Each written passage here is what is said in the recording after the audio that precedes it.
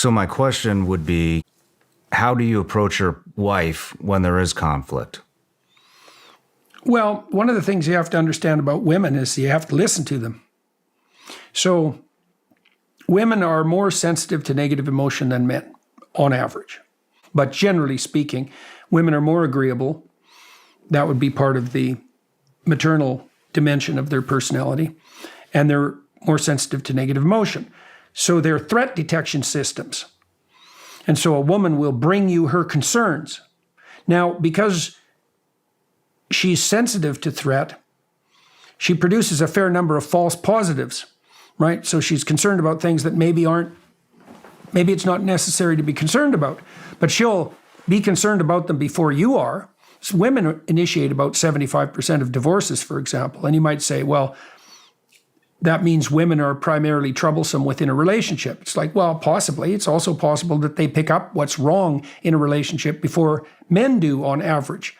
And because women have to care for infants, that's why they're more sensitive to threat. That's not the only reason. They're also more sexually vulnerable. They're more physically vulnerable. Makes perfect sense that they'd be more sensitive to negative emotion. And that means that in a relationship, they serve the function of threat alert. And so a woman will be concerned about something, and she'll bring her concerns to her husband, and he'll try to solve the problem right away. But that's not helpful because she doesn't know what the problem is necessarily. So she has to wander around and talk about all the things that might be a problem. And if you let her do that, she'll dispense with most of that. And then you can kind of zero in on what the problem might be. And then if the discussion unfold to that degree, then you can potentially offer a solution. But you can't do that too early. You learn this in therapy too. Like when people come to lay out their life to you, you might even know what they should do, but you can't tell them. First of all, they won't listen. Second, they're annoyed if you tell them because they need to figure it out. You can't steal someone's destiny from them. If you solve all your children's problems for them, well, you might think, well, they have no problems. It's like, yeah, they have a problem. They don't know how to solve their own problems. That's a big problem. And so you got to back the hell off. And it's frustrating for men often to participate in that more feminine mode of approaching the world. But if you understand that a woman who's more sensitive to trouble will detect things early, and that her discussion of those things that upsets her will clarify problems, maybe even before they arise, then you can understand that it's useful. I mean, I still have to, even after years of practicing this with Tammy, I still have to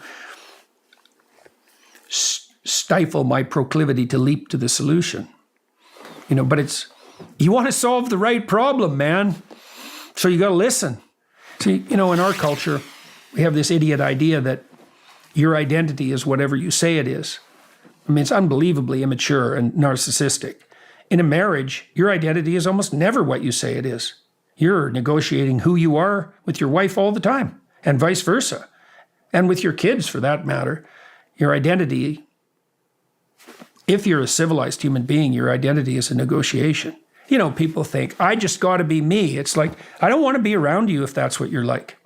I don't mean that you should be a pushover and that there should be nothing in the situation for you, that you live like a bitter martyr only for the pleasure of other people. That's not helpful.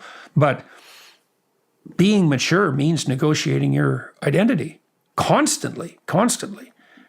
That keeps you alert and alive too. And